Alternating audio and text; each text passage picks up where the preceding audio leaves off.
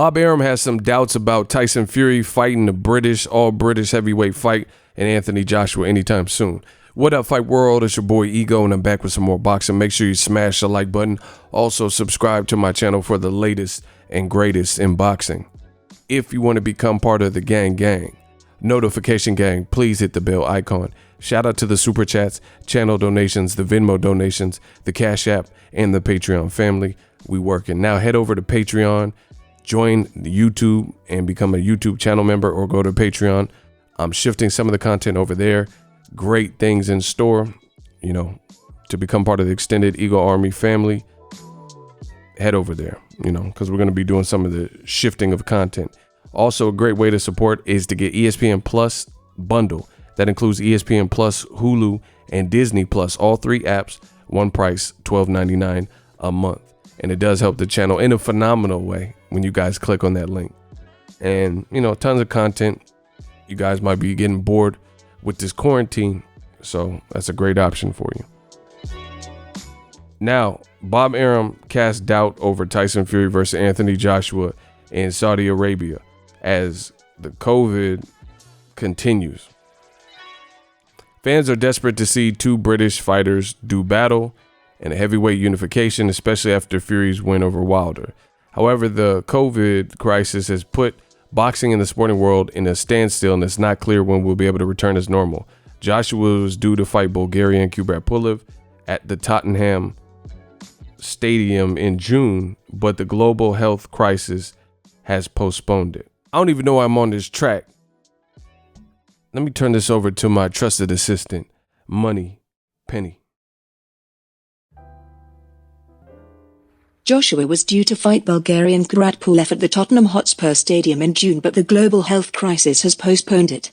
Some may hope that a Fury vs Joshua bout could be arranged, with Saudi Arabia being tipped as a location for it. But Arum, who deals with Fury's program in America, voiced his doubts about whether this could realistically happen. This is a modal window. An unanticipated problem was encountered. Check back soon and try again, Arum told World Boxing News. We're going to have to figure out whether Eddie Hearn has the angle to do a Joshua vs Pulev fight. I don't think he can do it without an audience. Does he move it to some other place? There was a lot of talk about a Fury vs Joshua fight taking place in Saudi Arabia, but with oil selling at almost $0 a barrel, how are the Saudis going to afford a big event? But for Fury, except for a Joshua fight, any Tyson Fury fight happens in the United States. The Joshua fight I could possibly see being in the UK or maybe some Middle East location. But we'll have to see. Again, Joshua still has a contract and obligation to fight Pulev, so how's he going to get around that? The quicker we work together to stop coronavirus spreading, the sooner we can get back into the pubs, the gyms and stadiums and arenas. Things. One, this is for sure, Fury belongs in the United States. Penny. He's built up another option for Fury is a rematch with Wilder to complete a trilogy of bouts. On the prospect of a Wilder rematch, Arum added, it depends on a lot of things. One, this is for sure, Fury belongs in the United States. He's built up a tremendous audience here. If the travel ban is lifted, or is not as stringent, I would bring Fury over here to fight in a less expensive fight than a Wilder fight. Maybe we could even do the Wilder fight. But somehow we would have to get it financed. Thank you, Money Penny. So Bob Arum, you know, he has some things to mull over and figure out. Now, I think Eddie Hearn was, you know, Joshua's the stud of the Kubrat Pulev fight. So he has to decide, you know, that's an Eddie Hearn in conjunction or co-promoted by Bob Arum, Top Rank. But mainly that's an Eddie Hearn card. You see what I'm saying? So Joshua Pulev, Bob Arum is saying that how's he going to get out of that contract? Pulev wants his opportunity. How you going to jump straight to Tyson Fury? Listen, I said it before, I'm going to say it again. I don't know why people keep acting like we're going to skip over Deontay Wilder, who has a legal contract and a rematch clause that he says he would like to exercise, right? And because Tyson Fury beat Wilder, they're acting like Wilder should get no shot. Listen, boxing doesn't work like that. Who gives a shit what you want? You know, Wilder was the champion, 10 title defenses. He, when nobody was talking about Tyson Fury, gave Fury an opportunity. I don't care what happened in the last fight. He, if he wants it, deserves another crack at it. And the funny thing is a lot of it's coming from the UK, this energy, this British energy.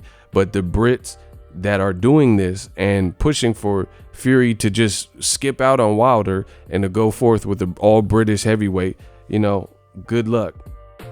It's not going to happen. And the funny thing is, the ironic thing is, Joshua looked to me worse versus Ruiz than Wilder. Wilder had an off night too. It wasn't, much better, but he didn't get knocked down 4 times, and Wilder just looked like his legs weren't cooperating. He was just out of it. He lost. It is what it is. But Wilder is also a knockout artist. You can never take someone who has that type of power and then just write them off. You get what I'm saying? Like, that's just not how boxing works.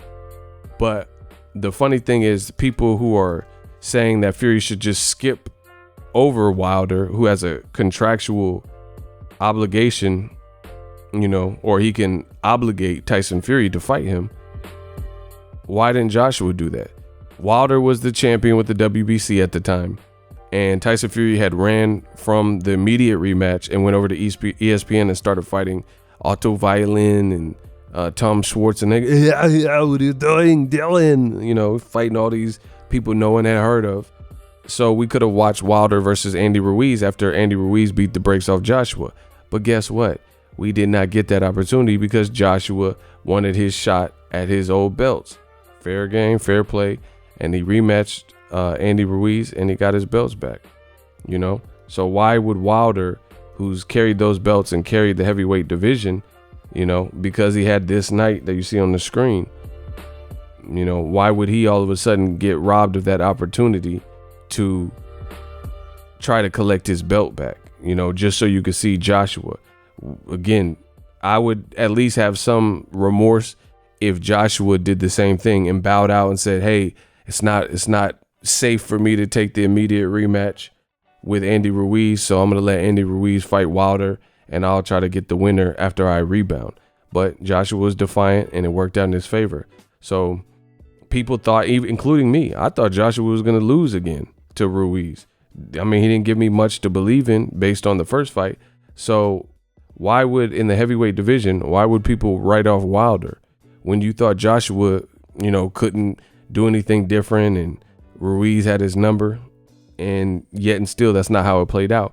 Was it the most scintillating performance? No, it wasn't. But the end result is Joshua got his belt back. That's all that matters at the end of the day.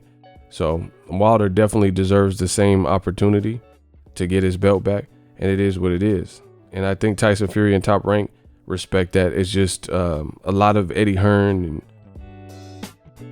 Joshua fans and stuff that they think they're going to skip over. But now you're hearing it from Bob Arum. He says, I don't even see the logistics. How are they going to make this fight happen? Are they going to do it in Saudi Arabia? Bob Arum is saying, like, look at the prices of oil. Look at the price of gasoline. It's gone down. So who's going to finance this fight and put it in Saudi Arabia? What about Pulev? What about Wilder? How are we going to, take care of those problems? All this stuff would have to be answered. So more than likely, after this is all over, this will be the next fight. But instead, it'll say Fury versus Wilder because he's the new champ. It'll be Fury Wilder 3. So, that's why you see me, I'm not really making too many videos about Fury versus Anthony Joshua. I got other stuff to do. And, this clout chasing era, this ain't really me. I'm from Jack Dempsey, Sonny Liston. I'm cut from their cloth. There's no one like me. My style is impetuous. Like, I'm from a different era of watching boxing. I don't really prefer all the clout chasing. Like Dillian White constantly talking about Andy Ruiz, not fighting him. Dillian White saying he'll fight Luis Ortiz, no effort to fight him. Dillian White talking about Wilder every day, not fighting him. Joshua and Eddie Hearn talking about Tyson Fury fight would be great. It's not happening. You see what I'm saying? DAZN keeps doing this, especially with Matchroom Fighters, Rematch Room, and Eddie Hearn, and they keep talking about all these fights that they want to happen. Oh, Charlo Andrade and stuff. But guess what? None of them are happening. And you're seeing it primarily with DAZN. Even Ryan Garcia, like everybody he's calling out, Golden Boy is not supplying. Golden Boy is not putting him in with so much as a Jorge Linares to this point. And he's calling out for the bigger names, Pacquiao, Lomachenko, Devin Haney, Gervonta Tank Davis. You know, we got to make boxing make sense again, you know. And the bottom line is Fury, Wilder, they put on some great classic fights and moments, and they helped the heavyweight division be where it's at right now. And that's just what it is. And Fury did it with his Klitschko performance as well. And Wilder did it with his Luis Ortiz performances and his knockouts as well. So I don't think people are really worried about Joshua. A lot of people are writing articles, mostly from the UK, and they keep saying that the whole world is clamoring for Joshua and Fury. To me, it's a big fight. I'll watch it. I'm a boxing fan. But I would be more hyped for Charlo, David Benavidez, or, you know, Charlo Canelo, like fights like that. You know what I mean? Teofimo Lomachenko. These are all fights that I'm looking forward to, because really, to be honest, I'm not really convinced with Joshua's last performance and his performance before that. So Tyson Fury looks like the man to beat. I don't really see Joshua, having a good night with Tyson Fury, with Fury looking how like he looked recently, his skill set, Joshua's skill set. I don't even know if Joshua has an identity at this point, you know? And what I mean is he got billed as this knockout artist and this guy who's built and huge, and now he lost all this weight. You know, he's still muscular, but he's not as big as he once was. And, you know, he's leaned out and all this stuff, and he's, you know, not getting haircuts and all this stuff. How's he going to beat Fury? And it, like, I ain't even really heard from Joshua, to be honest. Joshua's been like super low key. So I think the pizzazz from Joshua was really taken, despite him getting his belt back, but it was really taken in the Andy Ruiz first fight. You know, that stopped a lot.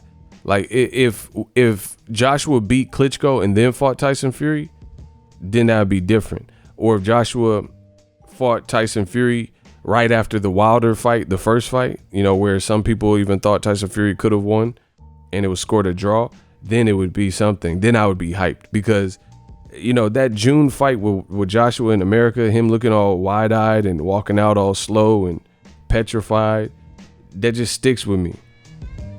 You know, it just sticks with me. And I really feel like I got to see more from Joshua to believe that he would beat Fury. And I haven't seen that recently.